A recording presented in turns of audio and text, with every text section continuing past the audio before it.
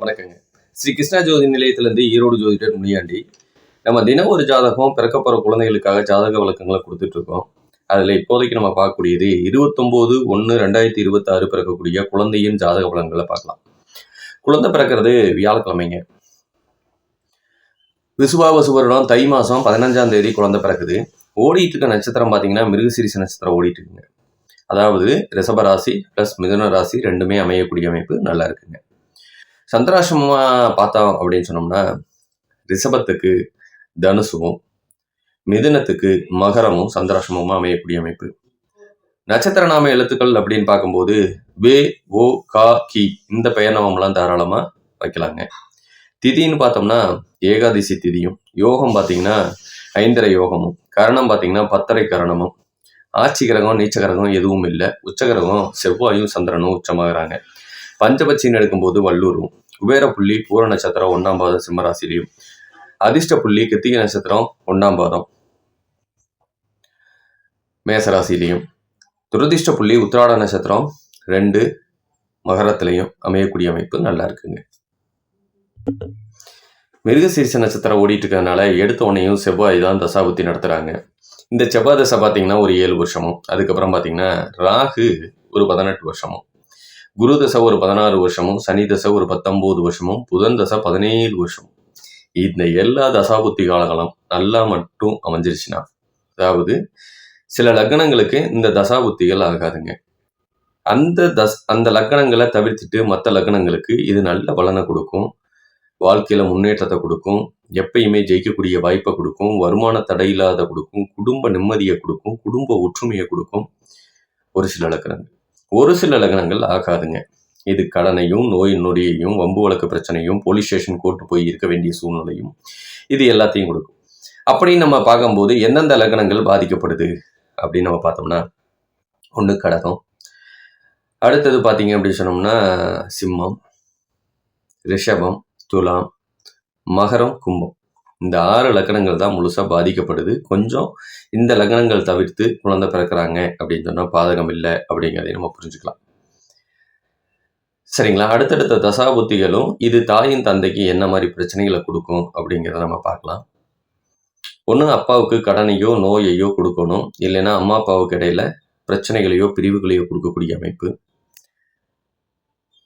ஊர் விட்டு தேசம் விட்டு வாழ வேண்டிய சூழ்நிலை, பூர்வீகத்தில் இருக்க முடியாத சூழ்நிலை, தொடர்ந்து வாடகை வீட்டிலே இருக்கக்கூடிய சூழ்நிலை, இது எல்லாத்தையும் கொடுக்கறது இந்த லக்னங்களில் பிறக்கிற குழந்தைகளோட தாய் தந்தை அனுபவிப்பாங்க அப்படிங்கிறதையும் நம்ம புரிஞ்சுக்கலாம்.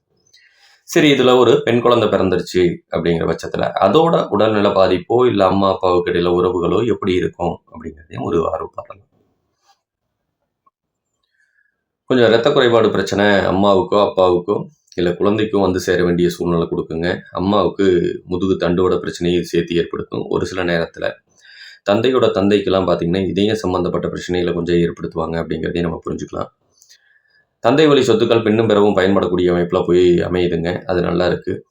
இளமையில் திருமணம் பண்ணக்கூடாது. பிறக்கிற குழந்தைக்கு இளமை திருமணம் ஆகாது. 24 வயசுக்கு மேலே திருமணம் பண்ணுறது இன்னும் சிறப்பாக கொடுக்கும். தந்தை நல்ல புத்திசாலித்தனத்துக்கு சொந்தக்காரங்க தான். தந்தை நல்ல வியாபாரி, 10 ரூபாய்க்கு வாங்கி 10 ரூபாய்க்கு விற்கலாம். அதுக்கு நல்லா இருக்குது. கோவத்துக்கு ரோசத்துக்கு சொந்தக்காரராக இருப்பாங்க.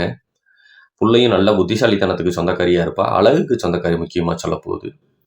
அப்பா சம்பாதித்த அம்மாட்ட கொடுத்து வச்சுருந்தா நல்ல லாபத்தை கொடுக்கக்கூடிய அமைப்பும் பணம் பெருகக்கூடிய அமைப்பையும் நல்லாவே கொடுக்குதுங்க.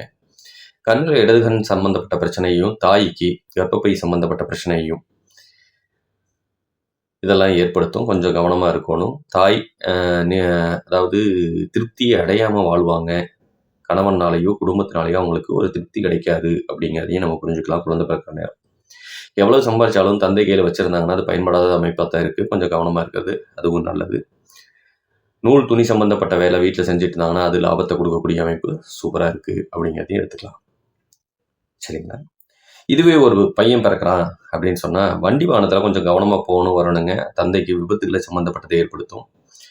பையனுக்கு சொத்துக்கள் சம்மந்தப்பட்டது சேரக்கூடிய அமைப்பு, பின்னாடி அவனை உருவாக்கக்கூடிய அமைப்பு எல்லாமே நல்லா இருக்குது.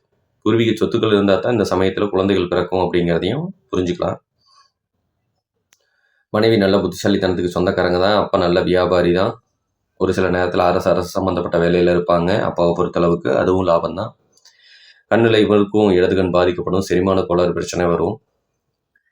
ஒரு சில நேரத்தில் அம்மா விதவை இல்லைன்னா வாழ வெட்டிங்கிற பேரையும் கொஞ்சம் சந்திப்பாங்க. கொஞ்சம் கவனமாக இருக்கிறது நல்லது. பையன் பேராசைகளுக்கு சொந்தக்காரனாக இருப்பான். கொஞ்சம் சோம்பேறித்தனத்துக்கு சொந்தக்காரனாக இருப்பான். சரிங்களா? மகாபாரத கதையை கேளுங்க. அதுவும் பார்த்தீங்கன்னா பிரம்மகத்தி தோஷத்தை நிவர்த்தி பண்ணும். பசுமாட்டை வளர்த்துறதுக்கு முயற்சி பண்ணுங்க. அதுவும் பிரம்மகத்தி தோஷம் விலகிறதுக்கு வழிவகுக்கும். நிறைய தண்ணி குடிங்க, பப்பாளி பழம் சாப்பிடுங்க. யாரோ ஒருத்தங்களுக்கு வீட்டில் வயிறு சம்மந்தப்பட்ட பிரச்சனையும் கொஞ்சம் கொடுக்கக்கூடிய அமைப்பும் வந்து சேரும் அப்படிங்கிறதையும் நீங்கள் புரிஞ்சுக்கணும். குழந்தைகள் பிறக்கிற நேரம் குழந்தைகள் பிறக்கிற நேரம் வேறு ஏதாவது எங்களுக்கு சுப பலன்கள் வந்து சேருமா அப்படிங்கிறத நம்ம பார்க்கலாம். என்ன அப்படின்னா, சொந்தமாக தந்தை தொழில் ஆரம்பிக்கிறாங்க குழந்தை பிறக்கிற நேரம் அப்படின்னு சொன்னால் தாராளமாக அருமையாக அமையக்கூடிய அமைப்பு நல்லா இருக்குங்க. வருமானத்தை லாபத்தை கொடுக்கக்கூடிய அமைப்பும் நல்லா இருக்குது.